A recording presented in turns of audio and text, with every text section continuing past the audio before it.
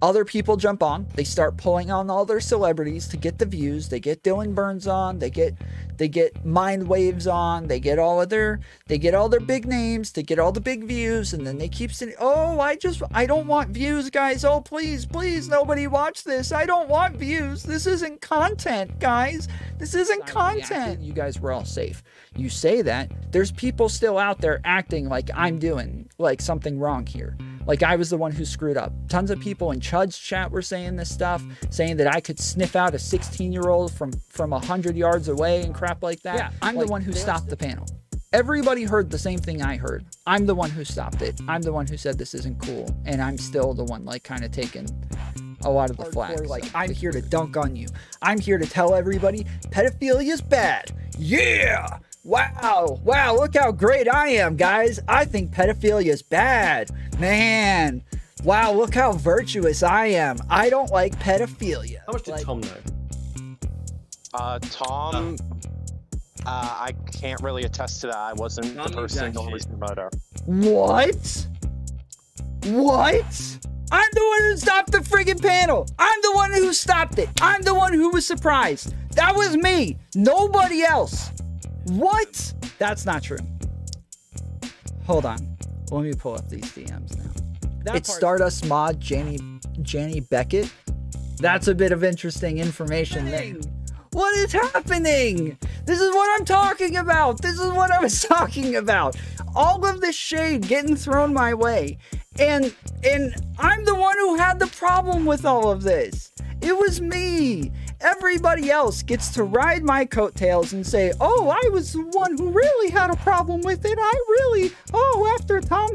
After Tom said something, that's when I was really upset."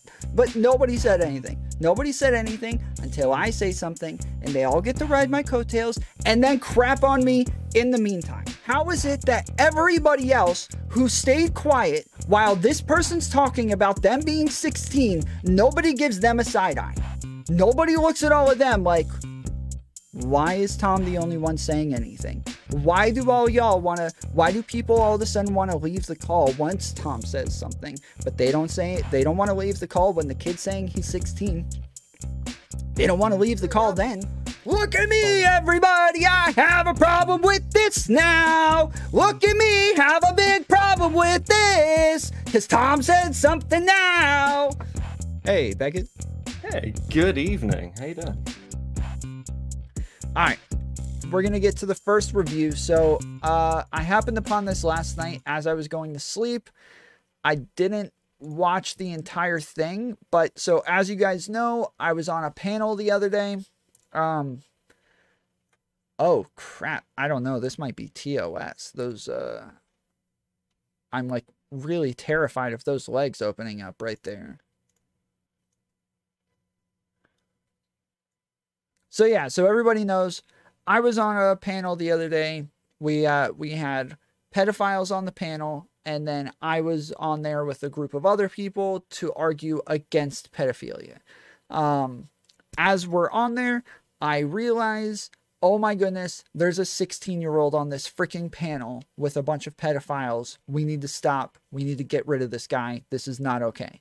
So yeah, so I stopped the panel and just kind of said, like, yo, I'm not comfortable with a 16-year-old being on here. I'm 16. If I want to flirt with a 20-some-year-old, I can. If I want to have sex with one, I can. That is my right, and I'm conscious of that being what I, as a person, want to do. That is what I should have that right. I'm consciously able to make that decision. I have made it clear by being here, by stating my opinions, by making my arguments. I should be able to love, date, do whatever the fuck I want if I'm if I'm mentally capable of, which I clearly am. I'm not saying everybody is. That's never been the statement. Hold on. I'm really sorry. Hold on. One second. Did you just say? Wait, did he just say he's 16? Let him finish. No. Hold on. Did he just say he's 16? Is he actually 16? Wait. Yes, this person is 16 years old.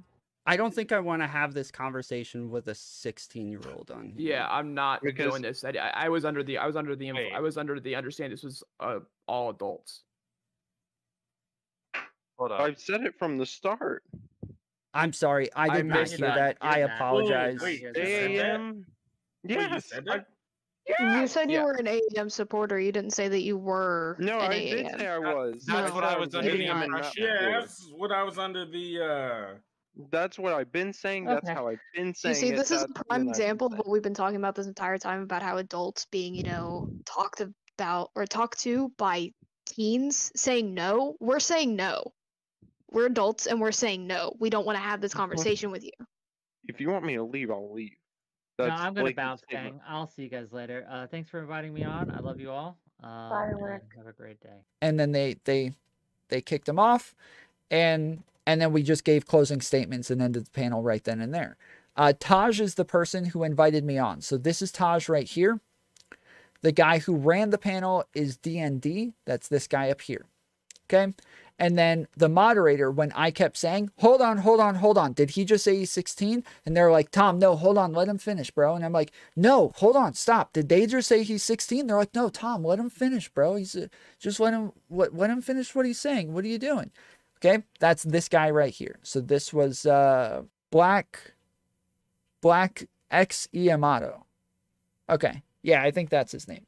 So those are the three guys. So Taj is the one who invited me. He was one of the moderators. That's It's DND is the moderator who apparently invited both the trans woman that I debated afterwards, the map that I debated right after. He invited her, and he was the one who approved the 16-year-old to come on. So when I leaked those DMs between them, that was him who was talking. It's DND. Right after the panel, I did a debate with the map. She's the one who gave me the DMs, and as soon as she gave me the DMs, I leaked them on Twitter. Holy shit. I imagined it all. Oh my god. What the fuck? What happened? Oh wait, no, I didn't imagine it all. Here it is. Proof. What happened? Hold on. Here it is. This is gonna blow the case wide open. I sent it to you, mister, on Discord. I knew it wasn't imagined. I knew it was real. Oh, snap. Do you mind if I post this? Go ahead. This is a DM from the guy who ran the panel. We have 2 pro map slots left. Okay. Would you be interested in an AAMS or an AAMs? We could have one on yes, as long as they are 16 to 17, just for legal safety. Okay. So yeah, when they're saying they didn't know that, they lied. They lied. He posted all of this saying, any questions or concerns, I'm happy to talk about them. I especially want to apologize, blah, blah, blah. So I quote tweeted that and said, yeah, I have a question. Why didn't you say you wouldn't have had them on if you had known they were 16? First time I've ever leaked DMs ever. I've been around for years. I've been around for a long time. I've been in very big drama type things many times over and over with lots of information in the background. Never leaked anything ever. Never even just a little bit. It's never happened. I've never done it. This is when I did it. Okay. This is when I did it because I felt like it was necessary this time. So they review this and part of it, I don't think I watched the entire thing, but this is my issue. We brought them on as soon as I finished the debate and I leaked those DMs. We brought them onto into a conversation. So Taj and Brittany were already in a call. Taj, Brittany, and Mio on Politically Provoked. These are like neo-Nazi far-right type people, okay? Taj was on there just talking to them. He said he didn't know that they were live or anything. When I jumped on there, because they kept harassing me. They were actually sending tons of people into my chat. I was getting tons of DMs. I got tons of people adding me on Twitter. Tom, jump on Brittany's show. Tom, get on Brittany's show. I was in the middle of a debate and they're all just harassing the hell out of me, telling me to get on there. So when I finished the debate, I leaked the DMs. I jumped on there to talk to Taj and Brittany. I told them that I leaked the DMs. I explained it to them. It's DND, then jumps on to their panel into their VC to explain as well. All of this is streamed. All of this is on there. We grill him for a while. We go in. We ask him all the questions. We fight back and forth. And then I get sick of the politically provoked people just like being transphobic and homophobic and all this other stuff and just being gross the entire time. So we all leave and we go into my VC and then we all have finish our conversation there. D&D. Hello. No, I didn't see. Hello, welcome. We heard you had a fun night. It's fantastic. Just wonderful. Sorry, I didn't see you in chat. I just now saw that they were all. No, you're all good. Okay, so Tom, I can explain that screenshot. Okay. So when I was setting up the panel, we were having a difficult time finding guests. So when I reached out to Sanguine about appearing on the show, Sanguine mentioned that they knew an AAM. I thought about it, I'm like, if they're like 17, 16, whatever, and then I messaged Taj about it. He called me, we had a quick convo, and we both agreed, you know what, no, that's not a good look. We shouldn't have a minor on the show, especially about like a topic this serious. Now, the next screenshot that's probably going to come out, turns out Sanguine didn't say AAM advocate, and I'm just fucking retarded, and I didn't read it properly. This is fully on me. I should have done more due diligence. I should have looked into it more. This is fully my fault. No offense, Tom. Why did you choose to have this conversation here? I didn't choose to have this conversation here. I had no idea. I was here first. Go ahead. Yes, Wow. Taj was here. Go ahead, If go ahead. honestly, I would choose to have this all without these crazy people if I could. Yeah, this is not. Finish with the questions. That's all. Any questions that anybody had for D&D, I asked those questions. I asked those things. Cherry was on there as well. She asked a bunch of questions. She grilled him for a while. We got to the bottom of everything you could possibly want to get to the bottom of. But everybody afterwards doing this is just doing this for content. If they weren't doing it for content, if they just wanted the information was already out there. It's already there. Everybody knew it was there. It was easy to find. You could get it. Everybody knew that I was the one who stopped the panel, that I was the one who called it out, that I was the one who leaked the DMs, that I was the one who debated the map afterwards, and that I was the one who had the conversation with its D&D at the end. Everybody knew this. It was easy to find. You did not have to go and do your own panel and do it all a separate time where you bring on a bunch of unrelated random people to come grill this guy and then sit there and be like, oh, what? We're just doing this because we want to ask questions. No, you don't want to just ask questions. You wanted content. If you wanted to just ask questions, the answers and the questions are already in my VOD. You could have gotten them there. You chose not to. You chose to turn it into a circus. That's what you did. Own it. You can do that. You can do that. Chud Logic did that too, and he will own it. Speaks to the map. What? The That's part mental. where the guy No says way. he's 16. If I message Chud Logic and I say, hey bro, you brought It's D&D on and Chud and Taj, you brought them on afterwards to talk about their panel when all of the questions that you asked were already in my VOD. Why did you bring them on instead of just watching my VOD? He'll say, because it's better content. Because it's better content if I do it myself and I get outraged and I get mad and I grill them. That gets more views. That is better content. He will own that. He will tell me straight up that's what he's doing. These people will sit there and keep saying over and over, this isn't content, guys. This isn't content. We're here just asking questions. We just want to be responsible. That's all we're here for. That's all we want to do. We just want to get to the bottom of this. If you wanted to get, it was already gotten to the bottom of. The bottom was already gotten to. We already did all that. You wanted the content. You wanted to be able to say, I had the guy on my show who did the panel. I talked to him personally. You wanted to be able to say that. You got to own that. Bottom of what? I just explained. I just said he ran the panel. He had a 16-year-old on the panel with maps. We also went over the fact that the map who I debated, who leaked the DMs to me, that map and the 16-year-old were already dating. They were dating before that panel. Okay? They were together. That's why the map suggested that the 16-year-old come on because they were already dating. WTF is a map. Is that a nice way of saying pedo? Kind of. So a map encompasses a bunch of different things. So we have amphibophiles. Is it not xenophiles? It's an amphibophile, a pedophile, and I don't remember the third one. But anyways, there's different age groups. So we're saying one is prepubescent. That's a pedophile. If you're attracted to people who are prepubescent, that's a pedophile. Then an amphibophile is somebody who's attracted to, it's a hebophile, right? A hebophile and an amphibophile. So yeah, so a hebophile is somebody who's attracted to children around the age of puberty, I believe, like 10 to 13. And then an amphibophile is somebody who's attracted to 16-year-olds, like 16 to like 20, I think. I might be getting all this wrong. But anyways, a map includes all of that. A pedophile is just prepubescent.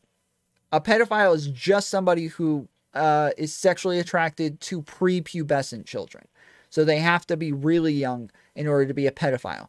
Nobody on this panel was like the youngest age anybody was advocating for was 13. So nobody there was actually a pedophile.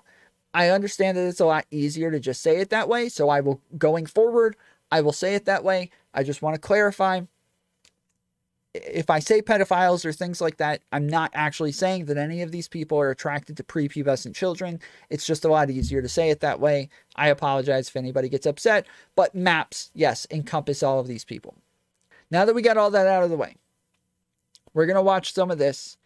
Other people jump on. They start pulling on all their celebrities to get the views. They get Dylan Burns on. They get Mind Waves on. They get all their big names to get all the big views. And then they keep saying, oh, I don't want views, guys. Oh, please, nobody watch this. I don't want views. This isn't content, guys. This isn't content. Yeah, true. And look, again, that's okay. You can do the content thing. Even on top of that, let's say that this is just one big virtue signal. Let's say that this is just a big grandstand for them. That's all they wanted. They just wanted to bring these guys on so they should shout them down, so that they could shout them down in grandstand. That's dope. Hell yeah. Do that. That's cool. That's a good thing. And you want to get a lot of views on that too. Like, condemnation of these things are good. This is what helps us stigmatize things. These are good things. That's fine. Stop denying it though. Stop pretending like you're doing something else. You're not getting to the bottom of anything. You're not there to just ask questions. Your questions have already been asked. You are there either for content or for a big virtue signal, probably both, and both of those things are perfectly fine. But you sound like a crazed maniac when you sit up there saying, "What? I'm not here for that. What? Me? No. I'm a streamer. How can I be here for content?" Yeah, no, that's not, you sound like a maniac. So just advice for you guys in the future, quit lying. All right, quit lying. I bet you anything too. I bring Mind Waves on here right now. He will tell you.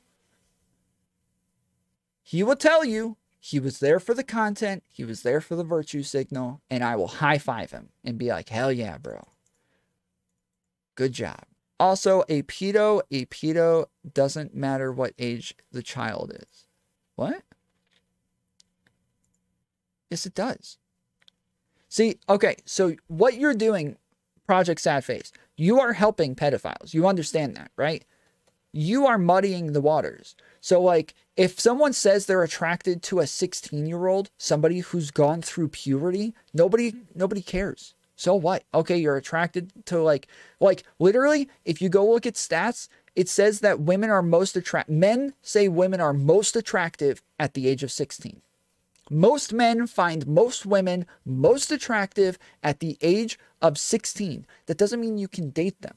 That doesn't mean that you can have sex with them. That doesn't mean that you can be in relationships with these people or that you can start grooming them. That's not okay. Just because it's okay that you find them attractive does not mean it's okay that you're in a relationship with them. When you start calling somebody who wants to have sex with a 16-year-old a pedophile, you are making pedophile sound like, oh, that's not so bad. So every time somebody hears someone say, oh, that's a pedophile, and they're like, what? They want to have sex with little kids? And you're like, no, they want to have sex with 17-year-olds. They're like, okay, I guess if that's what we're calling pedophiles these days, then like I don't have problems with pedophilia anymore. Like pedophilia is not a big deal anymore then, I guess. Like I'm cool with pedophilia then. It's like if poly people starts calling you a homophobe, right?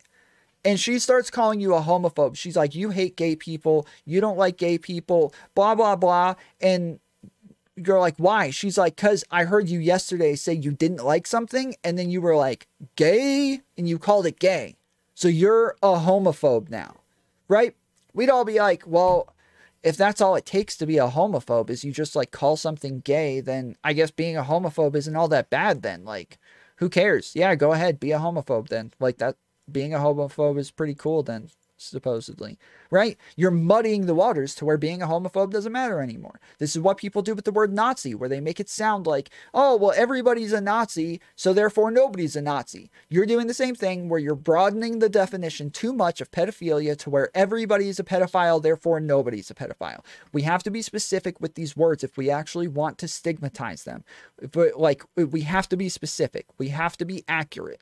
It's important. It's very important. It does seem like at least you, It's D&D, knew that there was going to be a kid on the panel.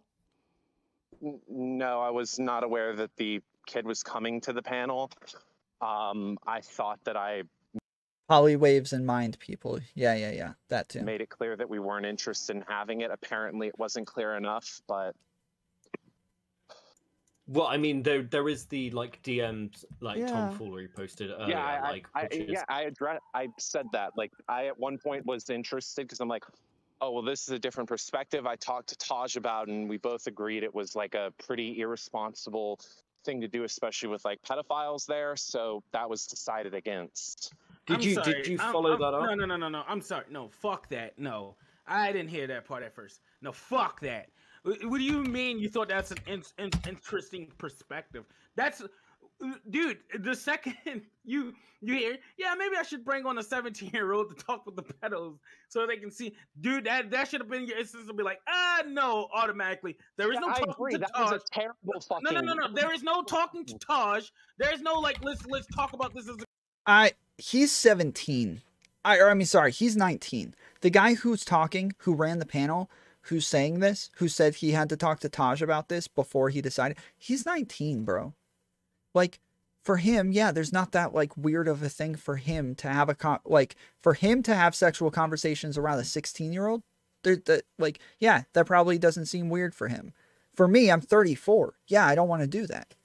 I don't want to be in that situation. But for a 19-year-old, I could totally understand how he would have trouble, like, understanding the issues there. I don't think I understood these things when I was 19. I don't think I understood. I was never like in relationships with anybody younger than me. They were always the same age as me back then. But I guarantee I didn't know about this stuff. I didn't understand it very well. I didn't look into studies. I didn't have data on this crap back then. So like, yeah, I don't think I knew, and I don't hold him. I don't think it's all that bad that a 19-year-old didn't understand all of this stuff right off the bat. He spoke to Taj. Taj is older. Taj should understand these things, and Taj set him straight. So no, that's fine. It's no big deal. That is an instant. Did this panel originate from the shoe stuff, or is this just random happenstance? This is random happenstance. I just got invited on like last minute, and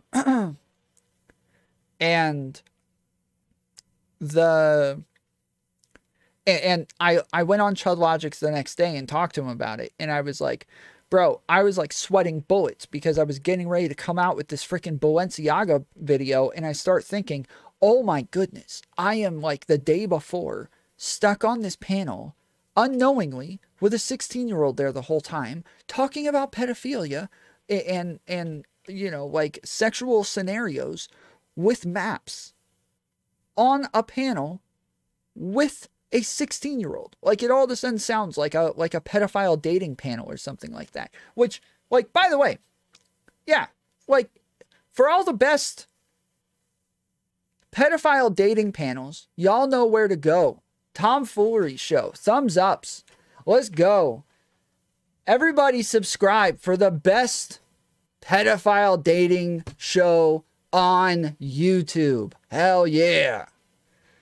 Let's go. Nobody does it better. Back when Tom was innocent. Yeah. P dating panel. Oof. Yeah. Well, so that's what I start thinking. I'm like, there could be like some implications against me being on this thing. And I'm about to come out with a video like talking about grooming, talking about like inappropriate scenarios for younger children and like all of this stuff. This is not good. This is not good for me to be here. Thankfully, I was the one who stopped it. I was the one who called it out. But right after I called it out, my heart starts pounding, wondering like, what could the possible implications from this be? Like, how badly is this going to ruin something that I've put hundreds of hours of effort into? Like, yeah, it was just, I was super stressed in that moment.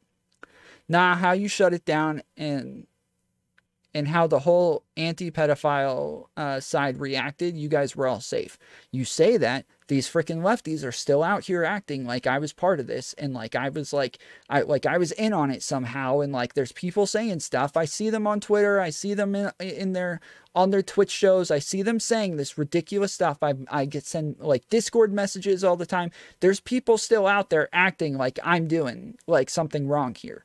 Like I was the one who screwed up. Tons of people in Chud's chat were saying this stuff, saying that I could sniff out a 16-year-old from 100 yards away and crap like that. Like they are still saying this stuff. So this is happening. It is still happening. The things that I was afraid of, they're still happening. They're just not happening like at insanely high rates. But there's not a whole lot of people out there correcting them either. So like, it still kind of pisses me off a bit. But yeah, I'm the one who stopped the panel. Everybody heard the same thing I heard. I'm the one who stopped it. I'm the one who said this isn't cool. And I'm still the one like kind of taking a lot of the flack. So yeah, Tom obviously isn't defending. Obviously Tom's getting a bit of grief, but he's actually the person that blew the lid on this. So yeah, I don't know. It's weird. No, that's just it. No, there's no talking and like let's fucking brainstorm it out, bro. Like no. Yeah, I just want to point out Sorry, I just want to point something out real quick. D&D, can you say your age one more time? 19. D&D's 19 years old. Like, is them having the perspective like, okay, it might be okay to have a Taj, if you're watching, thank you. Yes, true. Well done. 17-year-old on here. That's somewhat reasonable for a 19-year-old versus like, I'm 28. I wouldn't do that as a 28-year-old. A 19-year-old or an 18-year-old thinking that makes a lot more sense than someone that's like closer to our age. If you're around like my sector and age range. Okay, but there wasn't. I mean, like. So did nobody else know that you were considering like children? I mean, yeah, I just want to. Sorry to cut you off, Polly. I actually do apologize. Okay. Sorry, I'm really heated tonight. Like, yeah, no, I understand. Unusually for me, because again, like. Fucking I dealt with this shit personally. Yeah. Like I don't accept that, Taj. I'm sorry. Like you're talking about the abuse of minors, so it should be He didn't say this excuses it. They are talking about why they had a conversation about whether or not they should do it. They're not saying this is what makes it okay to have a 16-year-old on here. That's not what they said. They said D&D wanted to talk to Taj first, and the two of them together decided that they shouldn't do it.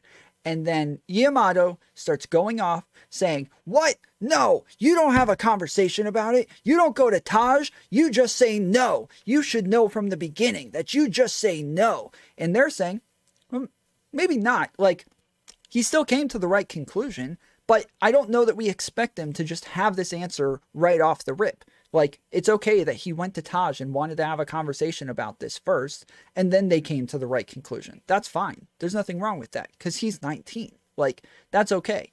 But they're like reframing this, like they're like, oh, well, it's okay that there was a 16-year-old on the panel because he's 19. That's not what they said. They said it's okay that they had a conversation about it. fucking obvious that you don't bring in anyone under the age. I would actually posit, potentially from your side, if I'm going to throw a little bit, like just a little bit of criticism, because I think you've been doing the rounds. I actually think that some of the advice maybe that should have been given to D&D when if he's 19 is maybe you shouldn't be having this fucking conversation, because maybe you're too young to have this fucking conversation.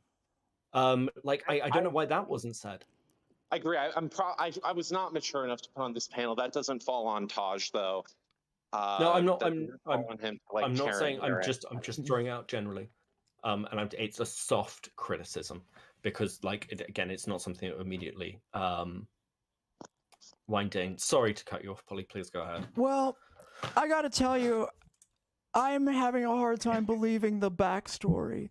Like it does seem to me that your initial reaction during the panel. And I want to be clear as well. I've said this over and over. I said this on Chud Logic. I said this on my show. I said this when we were in the panel together. Like when I was talking to It's D&D. I have trouble believing it as well. Like I think it's far fetched. Like I think it's hard to believe. I can't prove that. I can't prove that. But just looking at the evidence and looking at everything that everybody said, yeah, it's hard to believe. This is a hard story to believe. So I lean more towards like, yeah, I think maybe they knew more than they were letting on. Or when I say they, I don't mean him and Taj. I mean just It's D&D, I believe, is they, them. So I believe they knew more than they were letting on. And in that, but either way, like it's just kind of like it. I don't think I care whether or not they knew. Like it's kind of it happened anyways, so. Was to say, I didn't know what an AAM was, or I thought it was an AAM advocate, but that's what I thought. He didn't know. He said he knew what an AAM was. Hold on. Let me finish. It's pretty clear from the DMs that you knew exactly what that was, and because you. Yeah, well, so when I talked to Chud and I was like, yeah, dude, it's weird. Like he has some stuff going both directions. It's like it's a weird situation. There's a little bit of evidence on both sides, but I take the position that like I think they probably knew more than they were letting on, and I'm having trouble believing it after looking at all this stuff. And him and his chat were all like, "Come on, Tom, come on, man." And then Chud talks to him, and then he's left sitting afterwards like, I don't know. Yeah, I don't know what to say now. Now I know where Tom was coming from. There's a lot of weird information in here. This is hard to kind of all piece it all together. Like you brought it up on your own. I read it half-assed. I did not pay attention really. I don't believe you. It's not an excuse or justification. It's fucking even worse that when handling a topic like this, I didn't fucking have any care with how I handled it. Again, like you brought on. Sorry, just quickly to support your point. You brought on Liquid Sappho, who's somebody who's trans and an advocate for being a map. And that lines up very closely with exactly what Hypno is. So, like, again... It's not Hypno. For anybody who thinks it might be Hypno, go watch my debate with them. Go watch my debate with them. That will settle it real quick. I had a 1v1 debate with Sappho after the panel. Go watch that. Then tell me it's Hypno. Then try and tell me that again. You will be convinced when you listen to that debate that is not Hypno. Okay? It's worrying to see that you're not making those clear connections. No, I want look. Just admit that you're lying, please. Just admit that. Stop gaslighting us and telling us, oh, I made this mistake here. Oh, I made this mistake there. And then maybe we can consider. Like the real story. But when you keep literally just making things up, and as the facts come out, you change your story, to fit the facts. My story's been the same. It was your story initially out the gate was, I didn't even know what an AAM was. You didn't know that there were possibly. How could there possibly be a kid on the panel? I literally said AAM meant adult attracted minor yesterday. Yeah, you did not fucking pay attention at all. On the panel, he knew what it was. Taj was the one who didn't know what it was. I think it was I who said the AAM comment. Yep. But I fully Taj believe is D. the one that D asked like what is an D AAM. wouldn't lie to me on something like this. Okay. I know that's not strong evidence. Oh, he wouldn't lie to me. But No, like, no, no. I dead ass don't think I don't think D's lying. Okay. Okay. Like again, I'm fucking. We'll go around in circles with what's inside people's heads, and I don't want to do that. Well, yeah, I mean, the GMs are pretty clear. I understand. And the DMs have been clarified if you bothered to look into them at all. I've explained what happened multiple times. Project Sad Face, I believe Polly People is a trans woman, from what I understand. She identifies as a woman. Attitude with me? Are you raising your voice at me? I'm just sick of having everyone assume that my intention is letting kids get groomed when I never hold on, wait. First off, that never came out of... Yeah, I never said that, and you shouldn't. You should not get upset when people think you're lying, because I'm going to tell you, it looks like you're lying. Mm-hmm. Yeah, I mean, it's what I went over earlier. Like, I can see why people think it's honest. I think, all right, D's been grilled by people since right after the panel. Like, first hour out of the panel, they've been getting grilled like nonstop. It's almost 24 hours of just getting. Yep. And if all they wanted was they just wanted the information, they just wanted the answers, they just wanted to ask questions, they could have gone to the conversation we had right after the panel where we all talked about it. We asked all the same questions. We got all the same answers. They could have just done that. This is the first panel where I've like attempted to really reach out to guests myself. I haven't really determined criteria for that. I agree I should have.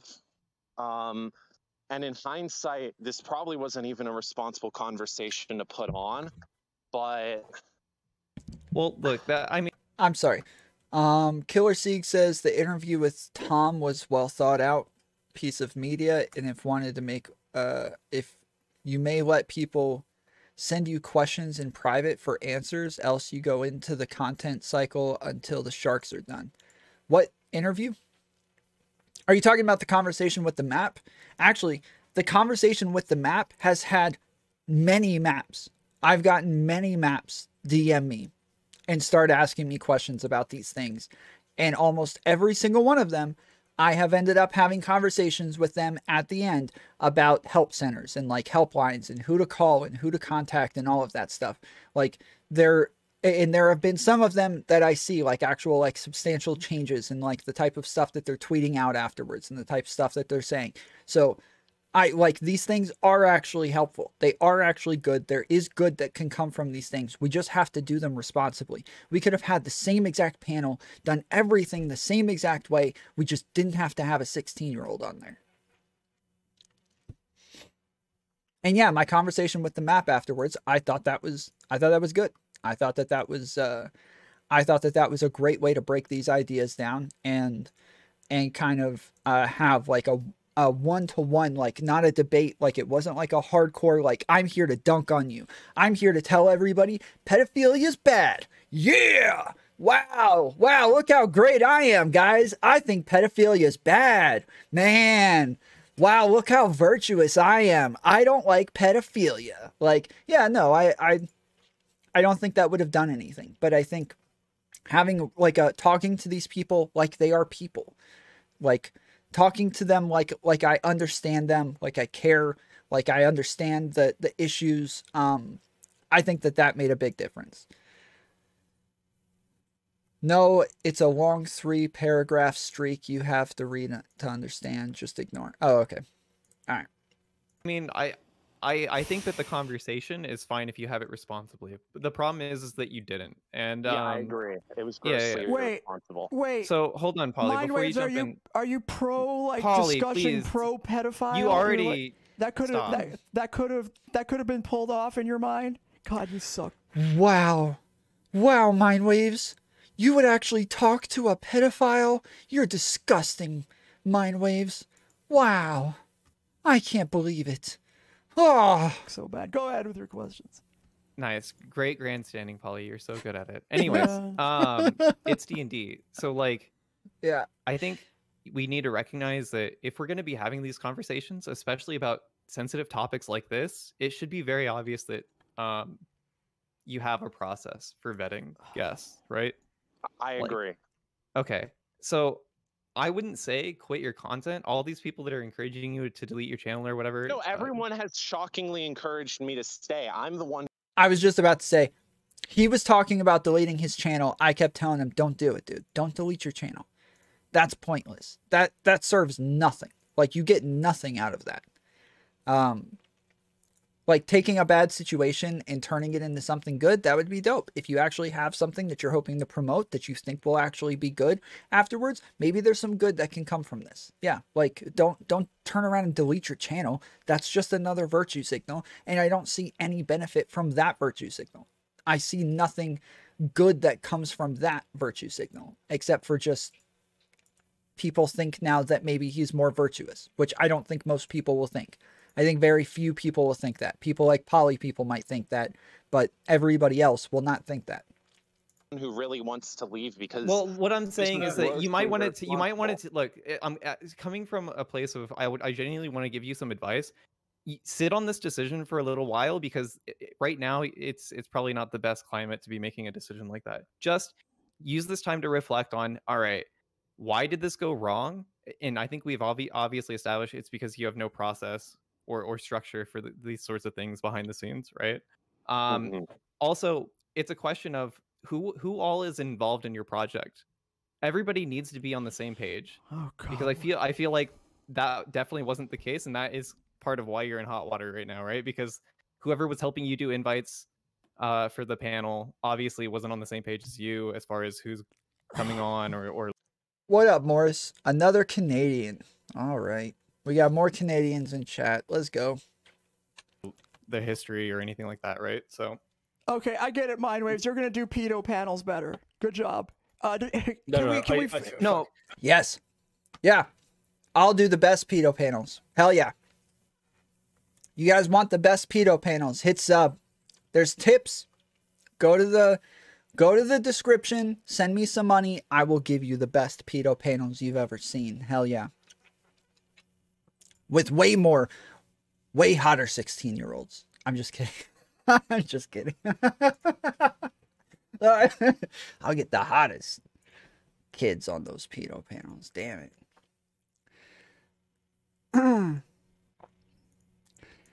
Thanks for thoughtful answers. I'm excited for next year's drop. Tom, stop it. Sorry. I didn't mean that one. I love you, Tom. I love you too, C. Morris. I think they probably just regretted that sub, but I was just kidding. It's just a joke. It's okay, guys. You'll get to know me, okay? Because the whole thing is ill-conceived. Shut up. Because I'm doing very well. Like, I'm letting people ask questions, but I'm not angry over, like, apart from things. I'm angry over some of the shit that fucking happened with this. This is not just, like, it's not just fucking random content for me. This is content that I cover the same shit as It's D&D wants to do. Oh, it's not content for me, guys. Yeah, it's not, okay. It's not just content. That's good. I like that. That's a good answer. It's not just content. Yeah.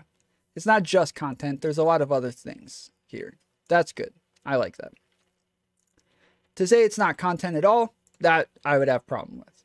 To be like, oh yeah, I'm not here for content. I'm not here for views. What the hell you aren't, bro? Like, who are you going to be talking to? Who's going to see this? Why wouldn't you just do it offline then? But yeah, that's not what he's saying. He's saying not just content. There's other things here. I've got a history of knowing this kind of shit, and I wrote, like, when it comes to platforming and things, I don't tend to like arguing from authority, but I literally wrote a master's dissertation on it, so I have opinions on this stuff.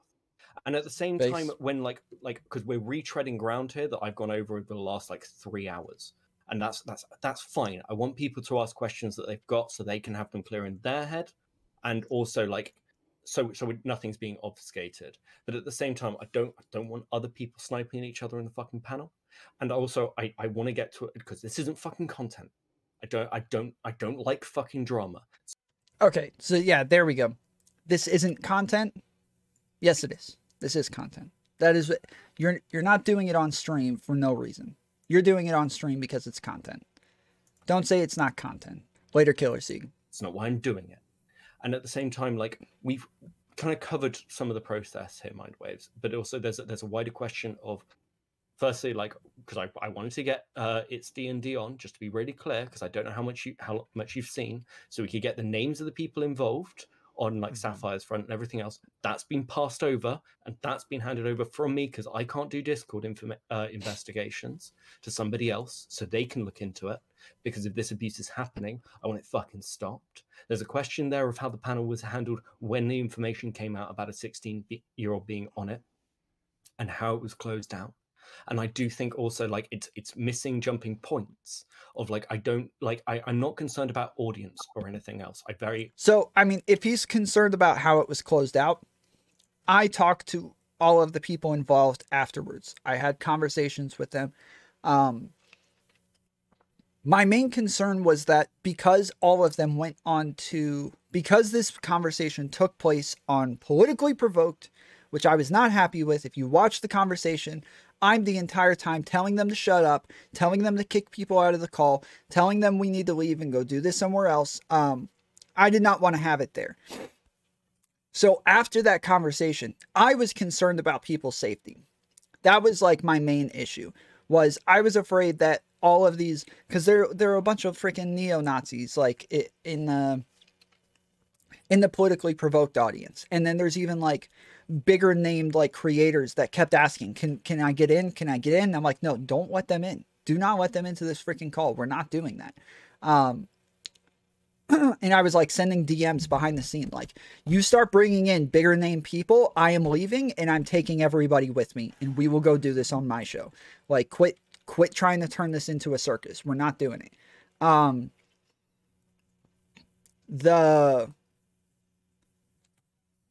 I had a conversation with everybody afterwards because I was more concerned about their safety. With all of these people who were on the panel, who were, and then now Politically Provoked knows about this, and now like Nick Fuentes followers all know about this, and now they all saw like the DMs, they saw the tweets, they know these person's Twitter names, like all of that stuff. I was like, I started contacting people. I sent the 16-year-old a message, and then they DM'd me back and was like, can I come on and talk to you? And I was like, no, you'll never talk to me again. And I blocked them. Then I had longer conversations with Sappho, and was trying to tell them like, and like explain to them like what they needed to do from here. And then we had more conversations with other people and other maps about like help centers and all sorts of other stuff. So like I talked to a lot of these people afterwards. There was a lot that happened. There's a lot that went on behind the scenes. And that's not stuff that I'm going to talk about on stream. That chat you had with the AAM wasn't your fault. That one person knew the whole time. And as soon as you asked, she said yes right away without hesitation. Right. It was a setup to push an agenda, making an AAM state their point to try to give it credence. Yes. Mm-hmm. Yeah, I mean, look, yeah, more than anybody, it like, more than even the hosts, like, yeah, the map who brought on the AAM, like, they are also one who did something wrong, but that's kind of what you expect from a map, right? Like, that's why like these sorts of panels are like need to be vetted better, and they need to be handled with more care, because yeah, this is kind of the crap. This is what you expect from a map, right? Like that's like you hear like, oh, a map was okay with a kid being in a overly sexual conversation about pedophiles and stuff like that. Wow, whoa, that's so interesting, huh? Couldn't have seen that one coming. Like I rarely get that fucking head up about shit like that, but like there is a clear like questions of abuse to like, firstly that a 16-year-old was on this and that wasn't vetted properly, that the other like co-hosts were not informed properly, and obviously Yamato's upset. Taj is doing a good job of taking accountability himself as well, but also like he's defending It's D&D because he knows it. But at the same time, there's a question there of like the decision making. And the person you had the convo with afterwards seemed to put their feelings and wants before the safety of the child. Yeah, the map who I talked to afterwards, yeah, they had some out there views for sure. Around all of this, I'm not for It's D&D deleting his channel, but I am for like, you need to take a fucking break from this. And there's also a question there of the content, because It's D&D, in my opinion, has not come to this fresh. It's not completely fucking random. This is somebody like It's D&D has made videos for the last year or so on these topics and communities, and should know better. Like I'm happy to accept the answer that they were irresponsible, didn't think it through, just fucking dumb. Like that's fine. But there's a question there of also like how we're looking at some of the more serious things of ongoing crimes. That's why we're still having this conversation. So I know you want to retread and give advice and things. I like if you've got questions, I kind of want to hear those, because I know you've got takes on platforming, and that's fine. Like I'm not trying to push back or anything else. I'm trying to give everyone a voice, even if I disagree with other points they've made in the past. So that's so you're caught up and with where we are, because I'm trying to remain calm with some of this shit, because it's not just content. It's not adults who can make decisions. We're talking the shit that happens with hypno. I might be wrong, but the person, was that the person dating the 16-year-old? Yes. Yeah. And I feel like that's something that these people don't seem to understand, because like when they're talking about the damage that was done from this, most of it is us being part of it is almost like an approval of that thing, right? But to say this child was abused because of this panel, I don't think that I buy that. And I'm happy to have somebody else explain to me why that's the case. But I currently do not believe that this child was abused because of that panel, because they were already dating Sappho before this panel started, and they were dating Sappho after the panel was ended. Nothing changed for them. There was nothing new. So the panel had nothing to do with the abuse. It was more so us being on a panel with a 16-year-old there, as though we are like somewhat okay with this relationship, instead of, because we're not talking about their personal relationship. We're talking about like systemically, morally, like how we feel about maps and like the effects of it, and why we don't think it's okay, and like all of that sort of stuff. If I had known, like one, I obviously went, as soon as I found out, I told them that we should get rid of the 16-year-old, right? But on top of that, like we would have been having a conversation specifically about that relationship instead of like about like in general. And so that's why like afterwards, when I have the conversation with Sappho and we have this like back and forth 1v1, that's what we're talking about. We're talking about their relationship. We're talking about like what it is that's actually happening there. Because yeah, like the implication that we're somewhat approving of this is not okay. Like that's kind of like one of the bigger problems with this. The shit that happened around like some of the content we're talking about here, whether it's the zoophiles, whether it's bronies, whether it's bestiality, whether it's fucking like grooming rings, like or like the cub porn on Discord or whatever. That shit is people like actually getting abused in real fucking time. And like there's a lot of shit that happens with like pedo hunters that ends up like either fucking ongoing investigations or just gets turned into let's laugh at like this particular person and nothing else happens. I don't like it. So like that's where we are. If you've got particular questions about like not so much about lying or anything else, but like I'm happy to continue along the lines of like it's D&D answering questions. I just don't want advice giving, if that's all right. I think there's been too much of that already. Nope, that's fine.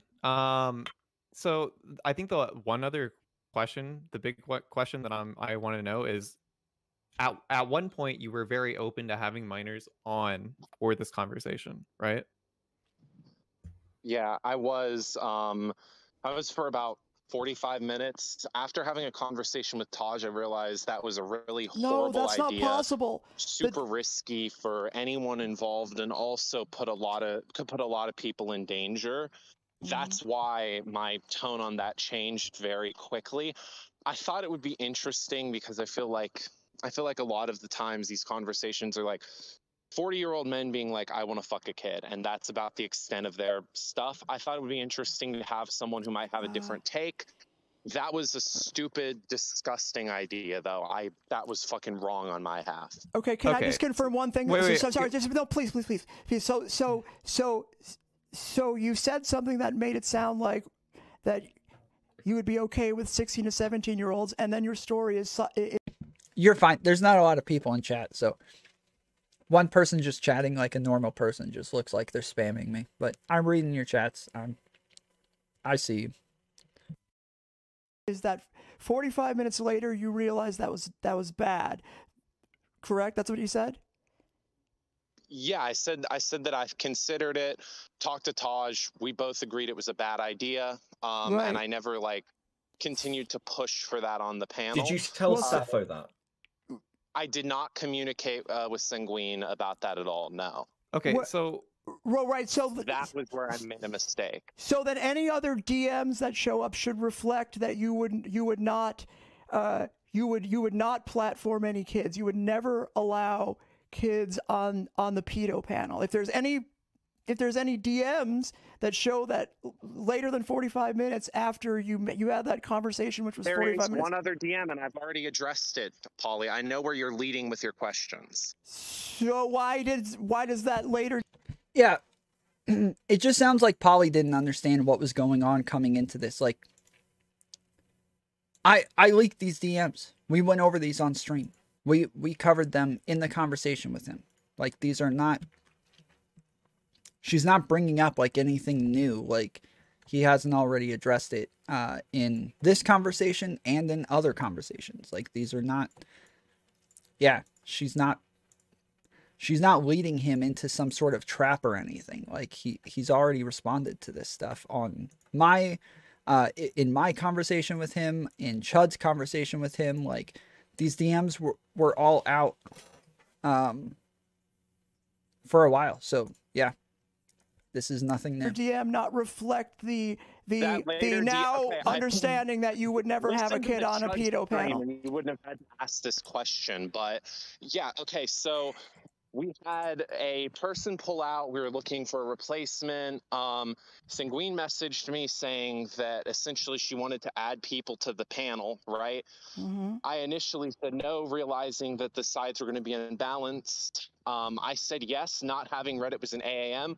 I read AAM. I stupidly assumed that they meant an advocate or something. That falls on me. I should have looked into that. And then when the person joined, I should have verified that they were over 18. Both of those things fall on me. I'm well aware that I have plausible deniability. But like I said, again, there's like weird stuff being said about me anyways. Like, there's people acting like I was on the map side. I was one of the people arguing in favor of maps. There's people acting like I was one of the people planning this stuff. Like, there's all sorts of like weird bullcrap going around. When again, I'm the one who stopped the freaking panel and said, yo, I don't want to do this. I'm not doing this if there's a freaking 16-year-old on here. Everybody else heard them say the same thing I did. Like, everybody heard them say the same stuff I did. I'm the only one who stopped it. And somehow, yeah, people are like, oh, Tom, wow, I can't believe what? You're the one who wanted a 16-year-old on there? It's like, how do you guys come to these, like, such brain-dead conclusions? Like, why would I be the one to stop the panel and be like, I don't want to have this conversation with them on here if I'm the one who's cool with this? The stuff that people are coming up with is insane, and it's frustrating. There's no excuse for it. I was fucking horrifically incompetent. That doesn't fall on you. Yeah. That doesn't fall on you or Taj at all. All the issues with this panel genuinely pretty much fall on me. So this no is like... one else is responsible. you just shouldn't be having conversations of this nature with anybody that can hide behind anonymity. Anybody that isn't like a content creator, if you're just bringing on like random Twitter accounts, you have to be very careful and make sure that they can't just hide behind a voice changer and a profile picture that isn't their face. And, you know, I don't think you can do it any other way. Like, he has to take Polly's position then and just be like, well, you just can't do it then. Like, unless you're Amos Yee, you're not going to come out and just straight up be like, hey, I think people should have sex with little kids. Like, they might be pedophiles, but they're not that stupid. Like, they're still gonna want to, like, hide their faces. They're still gonna want to, like, be able to get jobs. They're still gonna want to be able to have friends and crap like that. Like, yeah, it seems like it's like a necessary part of it to say you like, people are gonna want to be anonymous, and that's just like, that's something you have to put up with if you're gonna do the panel at all. Otherwise, just don't do it. Like, don't do it at all. There was another guy who was on there, and I started complaining to Taj, saying, yo, like, we got to get this off. Like, this guy's like sending like subliminal messages and bull crap. Like, I don't know what he's doing. He's like flashing crap on screen, and he's like, yeah, that is weird, isn't it? I was like, no, it's not weird. He hasn't said a word, bro. He hasn't said a word in like an hour and a half. It's not just weird. He's like, he's being a problem. Like, we got to get rid of him. So they got rid of him. They booted him off right after. And they, like, if you hear them, if you listen to the panel, they stop like 5 different times and they're like, yo, hey, don't do that again. And every time they're talking to him, every time he's like pulling up guns, he's like flashing a bunch of like lights and stuff into his camera. He's doing all sorts of crazy crap. So that guy, who also had a mask on and was like, and like a voice changer or something, like, that guy, yeah, we needed to get rid of him. Like, it's not, I don't think it's good enough to just say, you can't do it at all. You can't have anybody on who's anonymous whatsoever. I don't think that's good enough. I don't think that makes sense. But if you say, like, interview these people, talk to them, try to like do your best to like verify the information, look at their Twitters, look at, like, you know, their Instagrams, like talk to them on Discord, get them to verify their stuff, like have a Discord where they have to like verify their phone number or something like that, to where you're not going to get their phone number, but it'll be verified, like with Discord, not with you, but with Discord. So yeah. There are a bunch of ways to do this that I think would be good enough, but I don't think you can do this if you're going to take it to that length and be that stringent about it. I don't think you can do it at all then. You know, all this shit, right? Yeah, I mean, I said this earlier, like, it's one of those where you brought on content creators and streamers through Yamato. I brought on people who are known for like Twitter debates. They have nothing at stake. Fucking platform. They have the names and ages on their Twitter. Like, and it's also not the same. It's not the same. So you know, yeah, fuck, it's not the same platform. Go on, Pauline. So my chat is telling me that these people, if you found them on Twitter, it says that some of them have their names and ages on their Twitter. Like, it's obvious that this person was a fucking pedophile. Wait, yeah, of course. Wait, he knew that they were a pedophile. That's why they were invited onto the panel. What kind of point is that? What? It was a panel for maps to come onto. Yes. Yeah, it was. Yes. Duh. We knew. Yeah. It was more so like, the problem is like knowing that they were dating a child. That's what she should have brought up. Hey, if you look at their profile, it actually says on there they're dating a freaking child, and they tag the other person who's on your freaking panel, bro. That's a good point to say. Well, if you had looked at their Twitter, you would have known they were a pedophile. Yeah, I would have, and that would have been good. Because I wanted pedophiles. Like, does was Exim. The rest of the people in there, outside of Sanguine Sapphire, are just people who advocate for like destigmatization. Yeah, again, none of them were actually pedophiles. The lowest any of them were like advocating for was 13 for like age of consent or something like that. So as far as I know, none of them are like actual pedophiles. They were like zoophiles and xenophiles and hebephiles and stuff like that. But I don't think any of them were actual pedophiles. If that's okay. You don't have to. I'm just asking. And secondly, I'll turn my camera on. And I just want to ask a question here because it's tangentially come up. How much did Tom know? Tom, I can't really attest to that. I wasn't the person who was the motor. What? What? What? I don't know how much Tom knew. What?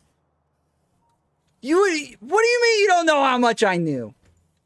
I'm the one who stopped the friggin' panel. I'm the one who stopped it. I'm the one who was surprised. That was me. Nobody else. What? What? I love you, Tom. This is what I'm talking about, dude. This is what I'm talking about. This freaking revisionist history. What is happening? What is happening? These people can't put 2 and 2 together. I'm the one who stopped the panel. That was me. That was me. What is happening? What happened? Okay. I will play that again. Next, it's tangentially come up. How much did Tom know? Tom, I can't really attest to that. I wasn't the person who was the motor. Okay. Okay, sorry. I paused Andy. Okay. I paused it a little bit too quickly. Taj just said Tom knew jack shit. Okay. But I don't know, like, I don't know how D&D's gonna say he doesn't know how much I knew. Like, I would think, again, somebody says, how much did Tom know?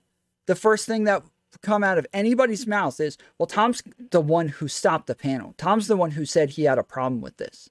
Tom's the one who interrupted everything and said, hold on, stop everything. I don't want to do this. I would think that's the first thing that comes out of somebody's mouth. But still, D&D knows you knew nothing. Yeah, that's what I'm saying. Like, that should be the first thing said. Not, who knows how much Tom knew. Not that. No, not that.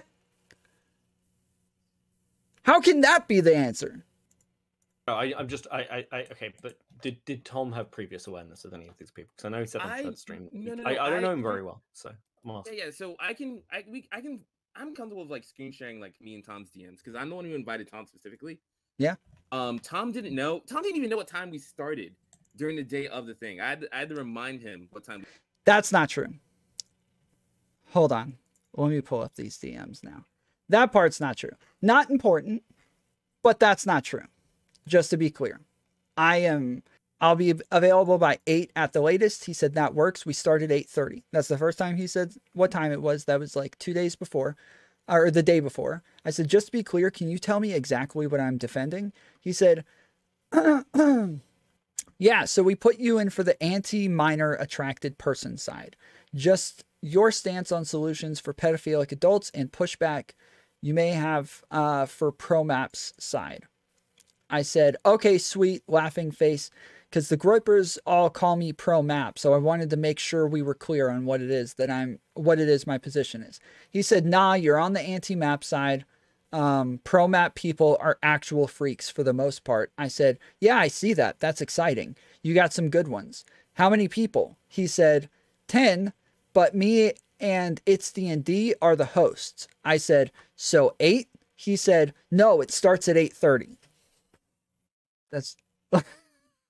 So just to clear that part up, I was not confused at what time it started. I was asking, he said, there's 10 people, but me and It's D&D are hosting. So I'm saying, okay, 10 people, 2 of you are hosting. Okay, so 8? And he said, no, it starts at 8:30.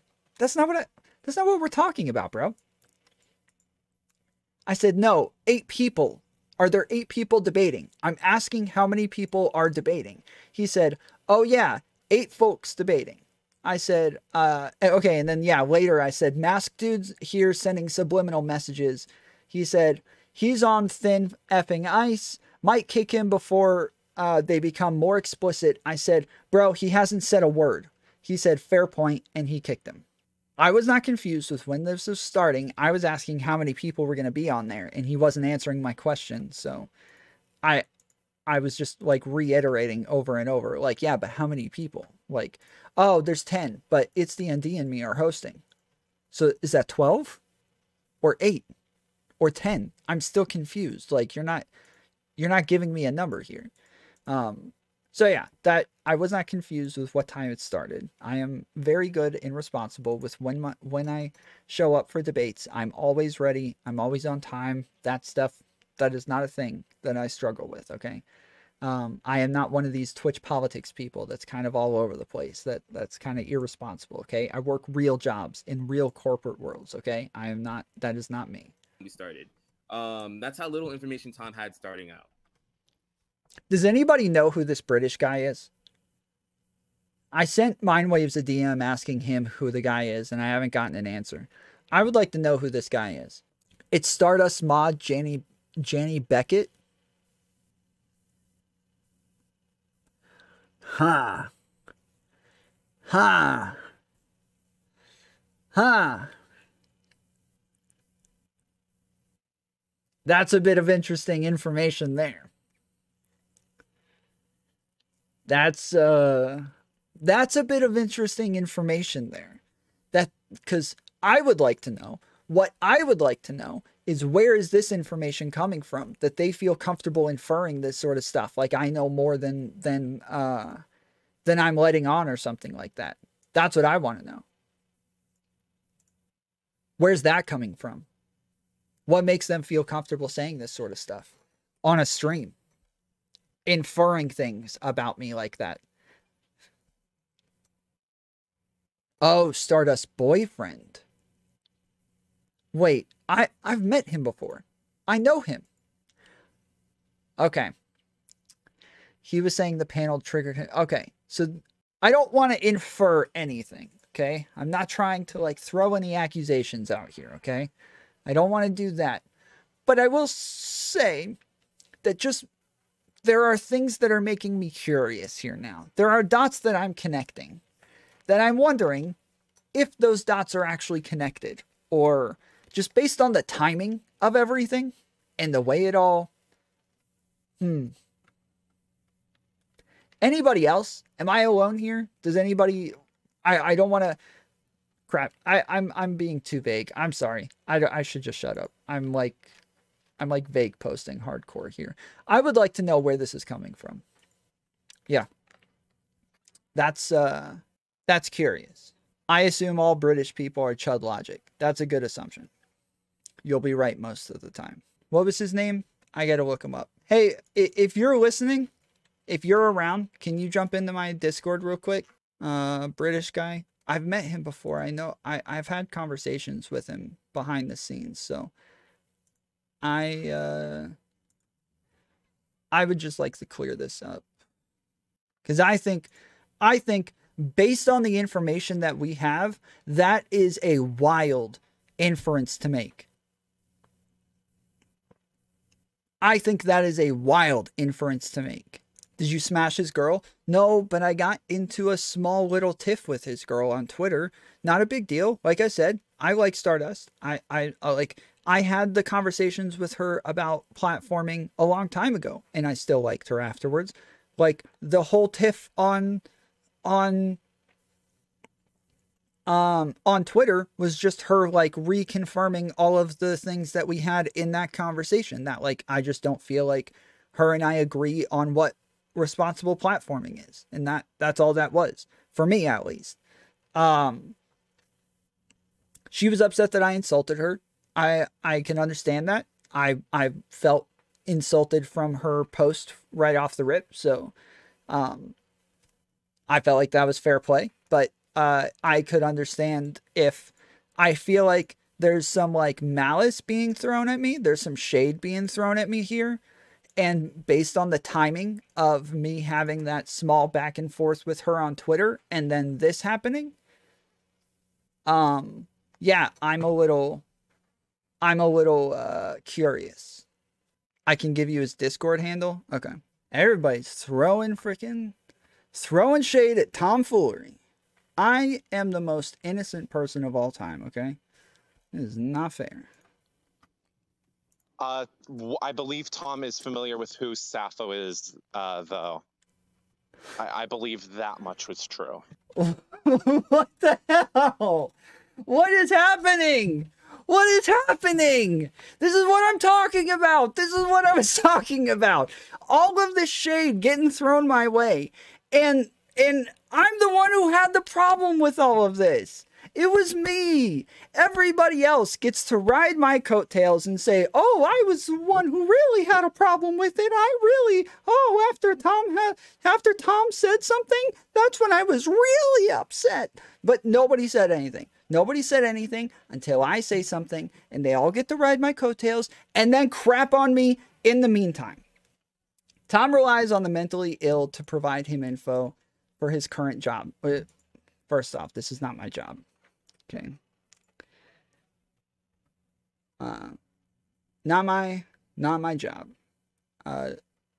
Secondly, it is odd that somehow over and over, every time I see people talking about this stuff, they're all throwing shade at me. Like I did something wrong here. How is it that everybody else who stayed quiet while this person's talking about them being 16, nobody gives them a side eye? Nobody looks at all of them like, why is Tom the only one saying anything? Why do people all of a sudden want to leave the call once Tom says something, but they don't want to leave the call when the kid's saying he's 16. They don't want to leave the call then. But when Tom calls it out and Tom starts making a big deal about it, now it's time. Now it's time to put on our cape and get our big microphone, turn those speakers way up. Look at me, everybody, I have a problem with this now. Look at me, have a big problem with this, because Tom said something now.